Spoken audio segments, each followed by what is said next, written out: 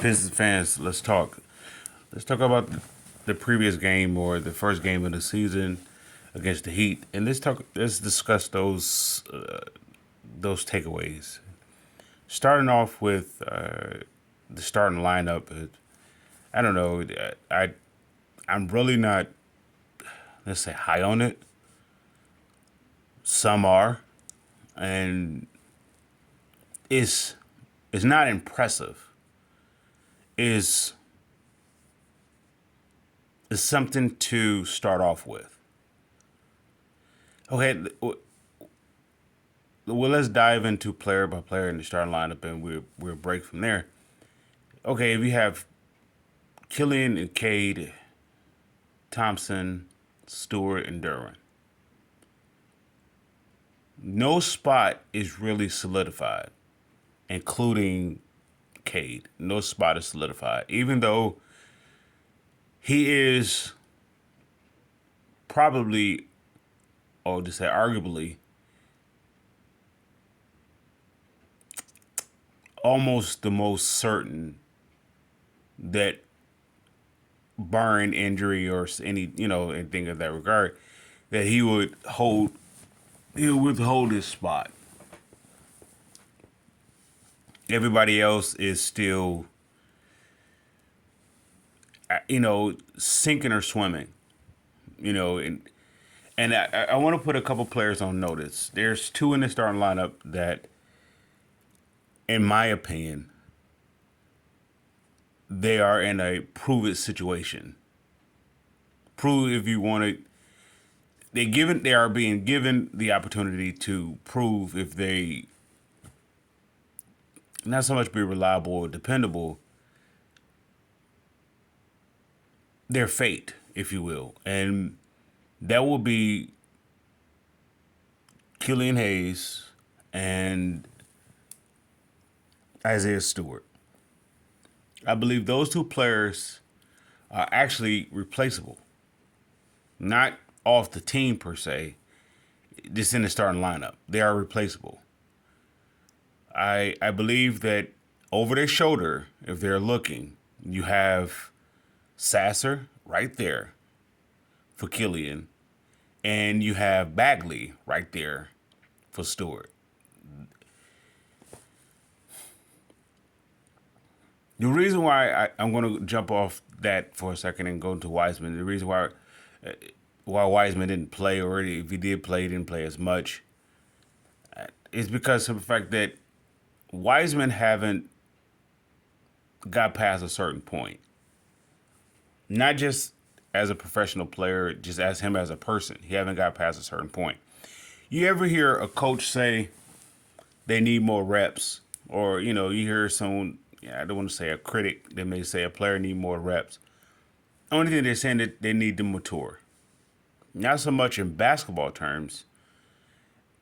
That's as a person term, a personal term, directly towards them. And not manhood, but how they're approaching everything, how they're taking everything, if they're taking it into account or taking it seriously. And that's why I say that's I'm pointing out the phase where Wiseman is at. Killian went through that his first few years with the Pistons. And he's somewhat looking himself in the mirror. At the same time, it's not at the pace to my liking. It's taking too long of a time to mature. And this is the very reason why Ivy is coming off the bench. This is okay. Another, if I go through another segue and jump off of that, and to say, if players were to stay in college at least 2 to 3 years, let's say the max 3, definitely 2, they hit the ground running a lot more than not. And somebody may say, well, you're restricting them, or the opportunity for them to make a living. The NBA doesn't have to be their source of a limit of a living. They don't do that for a living as of yet. They're going to college to learn how to do that for a living. It, but I get it. As a, I don't know, as a financial opportunist, I guess you could say you're gonna try to milk that cow as much as possible or as soon as possible. So you allow them to come out early. I believe that is a huge. Well, it's wow. It's tough because it's pros and cons with that too as well. Where you the collegiate whole process is taking advantage of the college students and the players financially. So I can understand why the players would revolt and want to go ahead and play.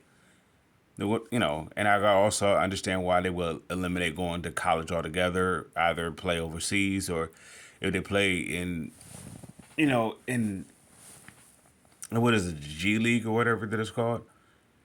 I don't know. I can understand that why they would do it that route versus it is weird the politics behind it. But getting back on the court,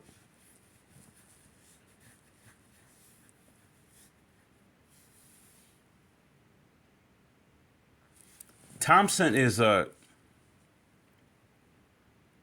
he is the guy that every team desires to have. I don't know how his brother is looking.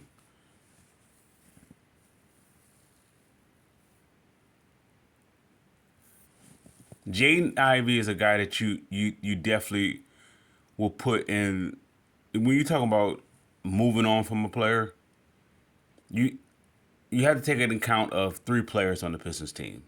Immediately, you of course you the fans will go towards the players that's on 1 years or they consider they're bridge players or whatnot, and even the players that is in development, they immediately jump on them. Yet three players that should be past the point or close to past the point of development, they should be pretty much starting to walk in what they could be accountable for. That's Ivy. Ivy may have another year with it. He may have another year, but definitely Killian and Stewart. You should have somewhat of an idea what they're going to do for this team. You know, of course, the season dictates a lot based upon I don't want to say situational basketball, but based upon situations that may not be as on court situations. It could be the off the court where you're talking about health or who the opponent is and so forth. But when it comes to the Pistons, I mean, when it comes to Stewart and Killian, they should be at the they should be at the pace of Cade. Talent and skilled and ability, that's another thing. That's God given. That's something that's totally different. What I mean by Cade carries himself in a way that those other two should. Like we've been here. All this process, we've been through this. Let's go. Not let's go as a team, but as an individual. Let's go. If Killian is just now getting to the point where it matters to him, it's time to move on. I believe Isaiah Stewart tries hard, and he shows commendable effort.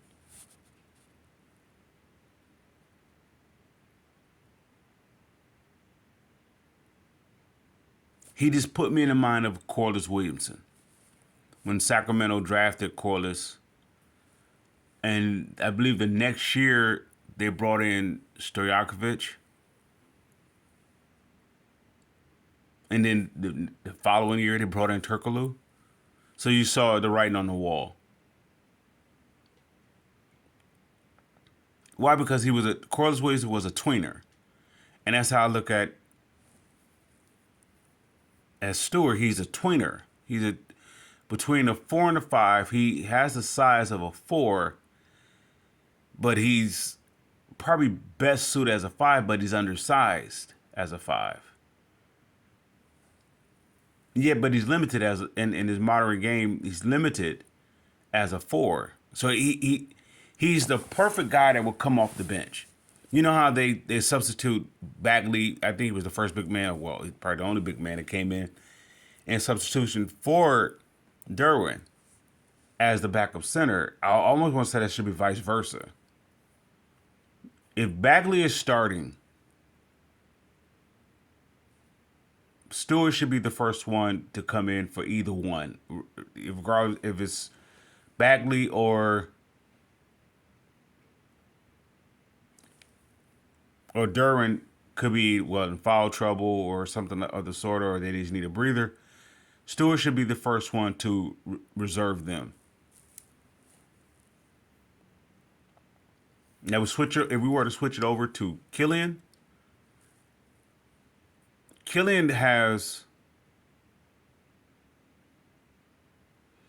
I believe he needs like another 2 years. That's in Detroit. If you go to a place that is more established, such as the Heat, San Antonio, I'm going to say Golden State, out of all places that a player can go to for development or just in general, that's like the worst place to go.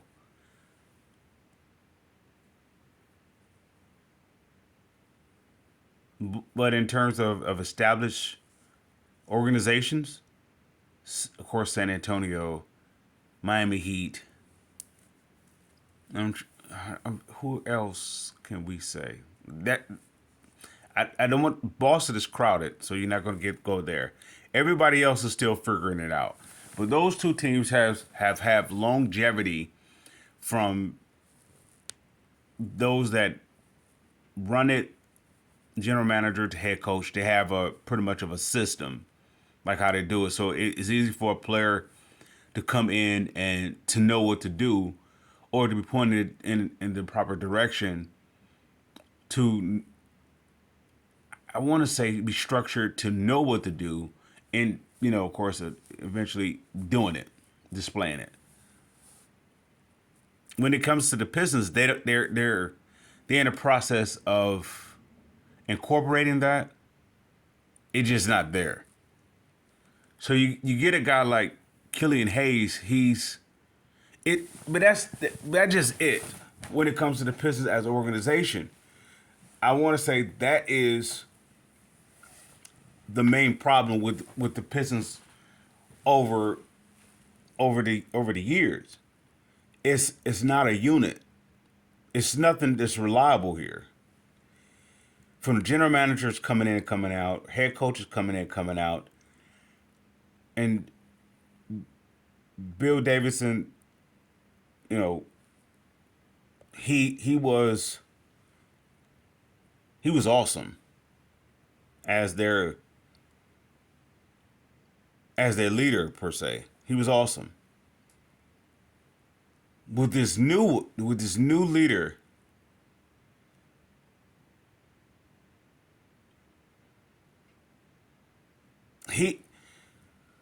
the proof of how the Pistons is based upon it. You know how the saying goes. You're as good as your leaders. This team is built off of Tom Gores, how he is. It's like he's trying to figure it out. So everybody else is trying to figure it out, or he's putting all the expectation for others to pick up the slack of him figuring it out. And what I mean by that is more so how you want to invest into this team, and it's not as simple as, okay, we're gonna go ahead and pay Monty Williams a lot of money for him to be our head coach because we want to win. I don't know if he made this team his. I don't want to call it love child. I don't know if he made it this team. I think it was a purchase and his opportunity, to be an asset, if you will. Yeah, I don't believe it's his love child.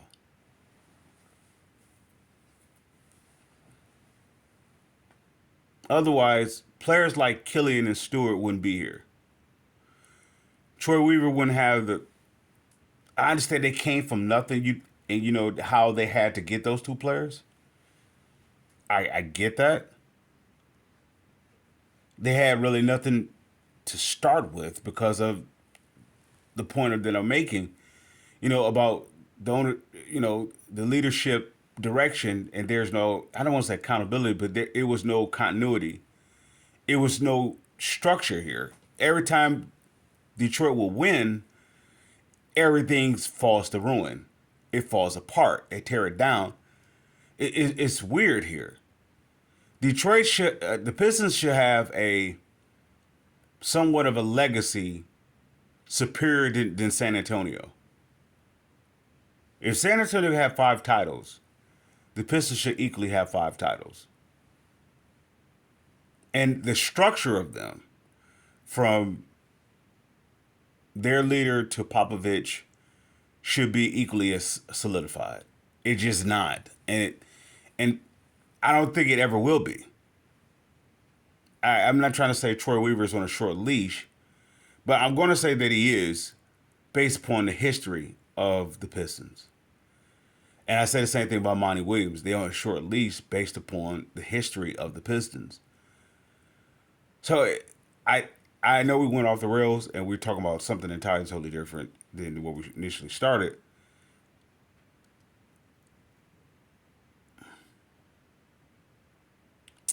Killian, if Killian is going to leave, then Stewart should leave also. That should be a package deal if they could put it together. They have their replacement right now. Somebody will say the Bagley's defense is not as, I don't know, to the level, to the standard as a Stewart. Okay, well I could say that Stewart's offense is not to the standard of a Bagley's. In his modern day NBA, defense is not as much as Monty Williams is emphasizing defense. It's saying like, okay, we got to go back to the ways of playing defense. As we're not the Pistons until we play defense. I get that. The only defensive player that you have on your team that can support that is Thompson.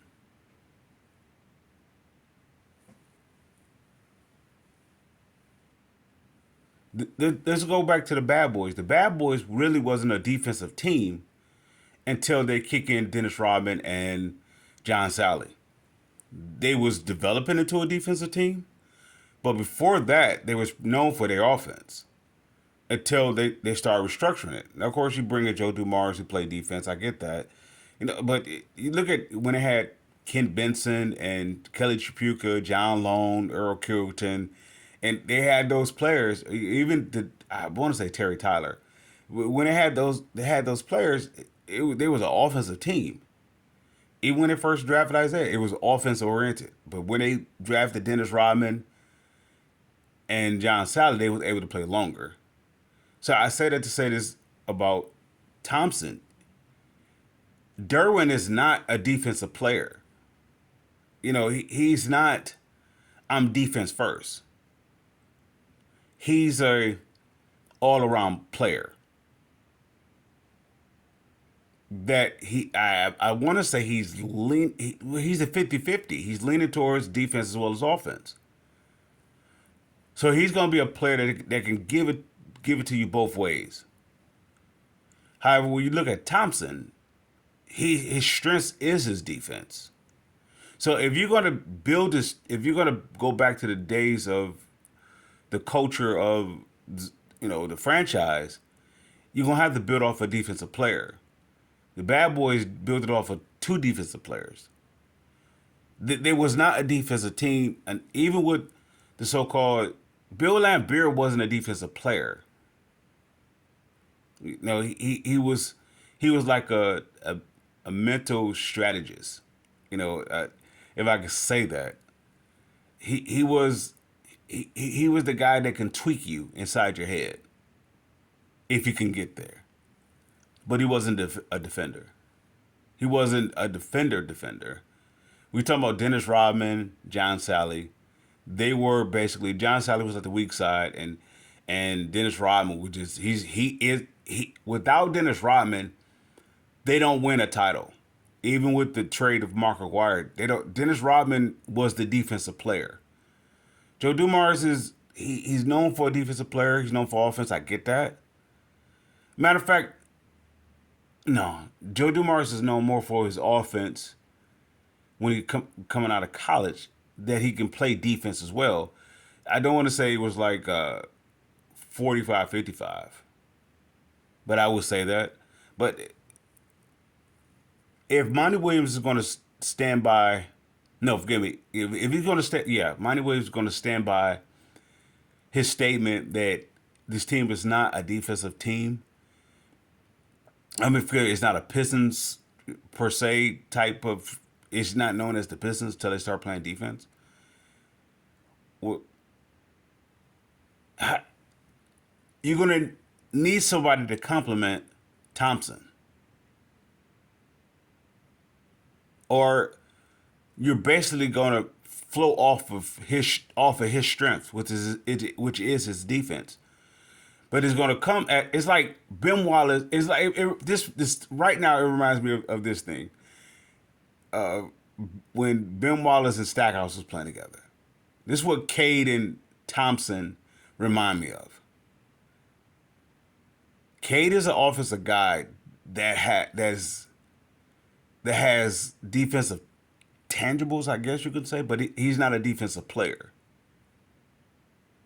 Thompson is a defensive player that has offensive tangibles. So what did they have to do with Stackhouse? They had to reduce his offense and attempt to get him to play defense more. But in his modern day, it is oriented around offense. So it is almost like you can't be a defensive team the way that Monty Williams is talking about with the players that they have. Because you asking players to come out of comfort that they have been, like Jaden Ivey, for example. Jaden Ivey, Cade, Killian, maybe possibly Bagley, Wiseman, all the players you brought in here, they don't complement defense. They don't. It's like their games don't like they don't know who they are. I don't know if that's what you hang your hat on. Potential. It's like they don't know who they are. Stewart is a guy that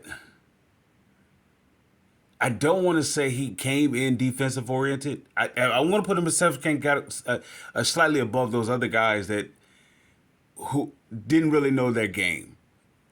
If they want to be defensive, offensive, I mean, okay, let me change that. Let me rephrase all that. If you were to put Ivy with New York, he would be perfect. If you were to put Ivy with New York, he would be perfect. Ivy with the Pistons, not so much. Not with Monty Williams.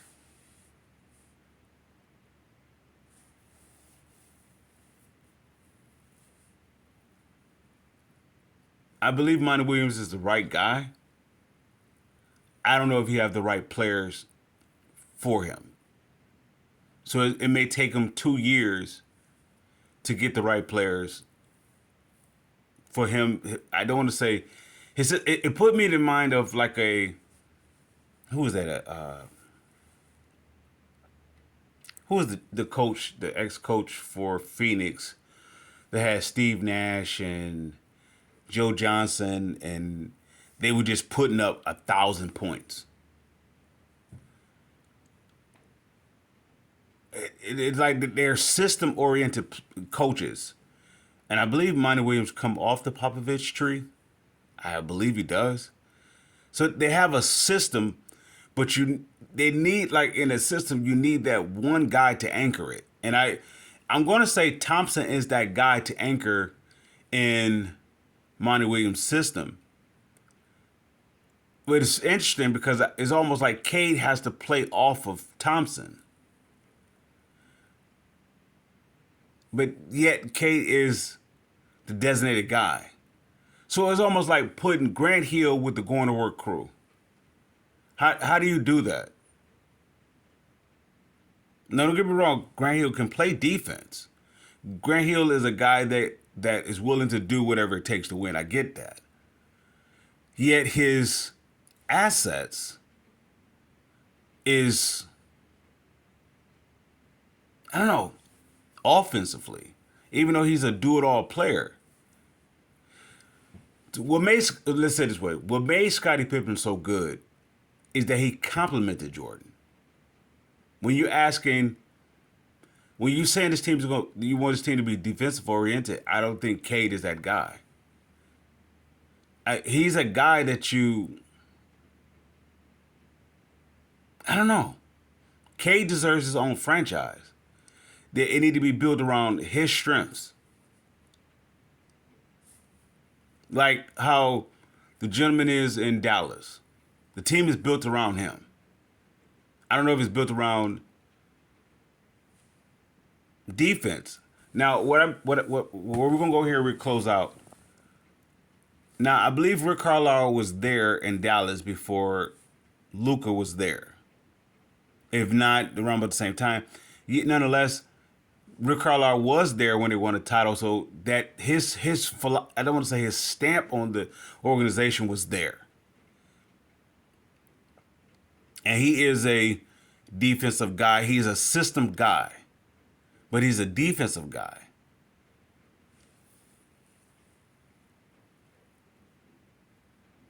I don't know if Phoenix ever was known for their defense.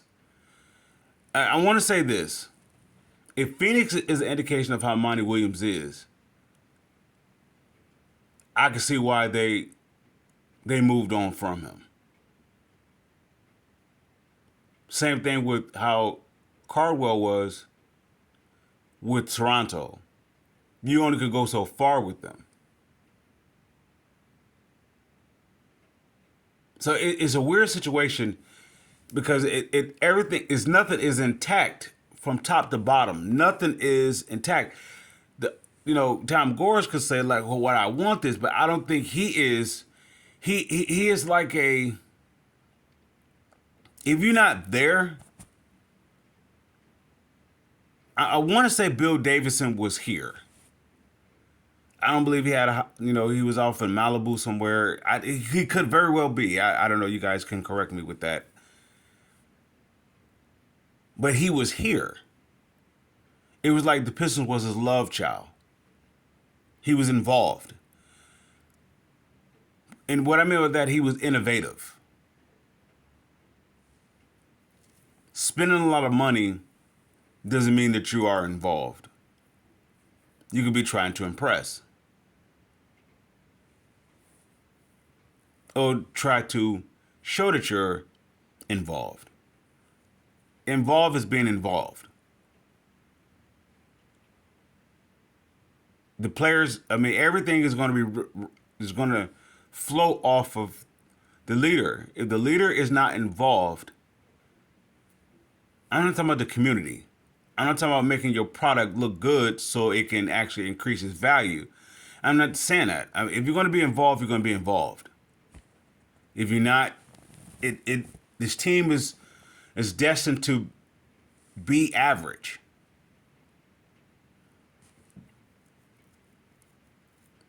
Yet, if you're gonna go back to the legacy of the history or the franchise history, Thompson is your guy that you build off of. That's the guy you build off of. If anyone is not complimenting him, I want to say even Derwin. Derwin, you guys know how I am with Derwin and Wiseman are those two my guys. Ivy was my guy until he hasn't broke this thing. The same thing this costing John Morant or cost Westbrook like this. They I mean their talent is like beyond above the charts. It's just there you can't tell them anything. Not so much they reject criticism. They actually know how to attack it. They actually show you on the court that okay, I'm gonna show you that what you're saying about me is not wrong. I just don't see that leadership maturity, that dependable maturity. I don't see that in Ivy.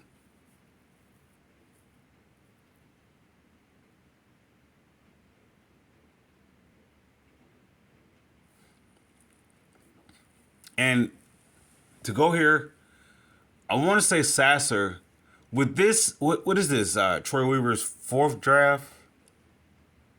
If this is Troy Weaver's fourth draft, he got it right. Out of all the drafts, he got it right. Out of all his drafting, if this is his fourth attempt, he got this one right. He when he drafted Cade, he didn't go back to the Pistons. Okay, we want to play defense. Yet when he drafted Asar and Sasser, he got it completely right. Those two, you can actually. Sasser is right on the heels of Killian. Well, I'm gonna say it like this: if Killian get a bad rep here, I heard someone mention about his career that he's pretty much gonna be done. I almost want to say yeah. Like, don't get me wrong, he could play overseas. He can always play, but in terms of getting that high end contract, this rookie skill, he's going to be at that. He's going to be evaluated based upon. I don't want to say evaluated. He's going to be what is the word? Compensated based upon this rookie contract. And I want to say that his pay scale is going to be at this pay, versus him getting that next. You know, he put me in mind of. Oh, this is a definitely clear example. He put me in mind of Drummond. Let's say Wiseman, Killian, Ivy are all in that Andre Drummond category. Andre Drummond, Stanley Johnson category. They made it to the pros. They're excited about it. They showed little flashes here and there, and the goal is to get the contract. But then, when what they're able to do is not able to evolve or to expand, you become expendable, and then that's when it clicks. It's like a day late, dollar short.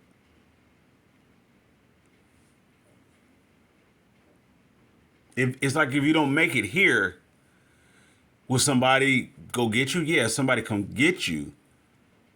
But let's say with Drummond here, he had the chance to be what they would like a Mega Max guy.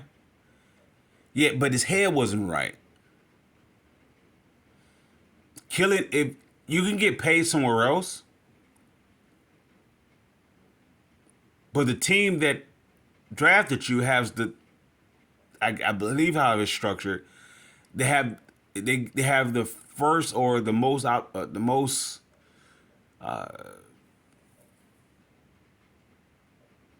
don't know.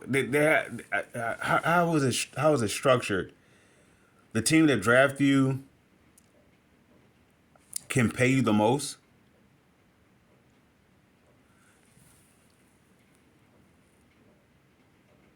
Or is most, let's say, lucrative or most rewardable. by being here. I don't know. I don't know how we want to say that. But anyway, with that said,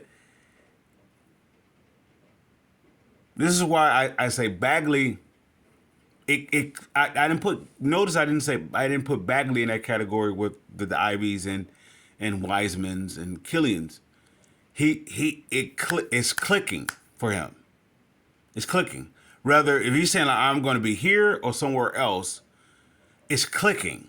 Not about just about basketball, but life. It's clicking.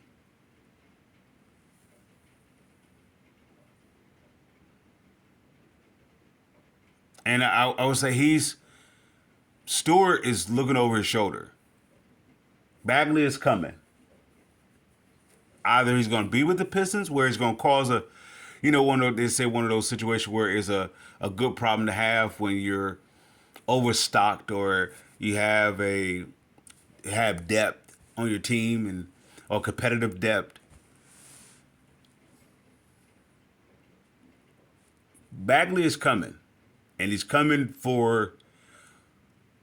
I want to say he would be probably best suited to play next to Derwin. If you're not gonna go with Wiseman, because if you're saying you're gonna go with the guy who is most ready, Wiseman it hasn't clicked for him yet. I get that.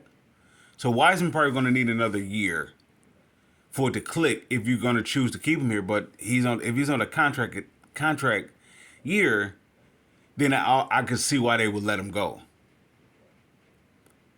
Killian, I want to say not just with the Pistons, it's sink or swim for him as a career. In terms of can he get paid? Yeah, you can get base salary, you can get mid level. You may even find somebody who was willing to overpay you. I don't know. I don't know who would do it, but you may find somebody that's willing to do it. It shouldn't be the Pistons, of course.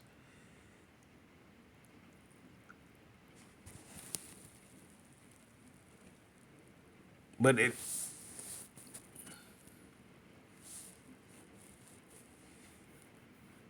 Sasser is right there. He's seasoned. He's ready. And all the mistakes that Sasser is going to make, or better yet, all the mistakes that Killian makes, Sasser is going to probably make those mistakes probably even less than those as a rookie. Because he understands what's at stake. And I don't know if there's this upbringing or taking it seriously or just making just choices, that looking down the road, looking past the point of, or some people say being wiser than their years,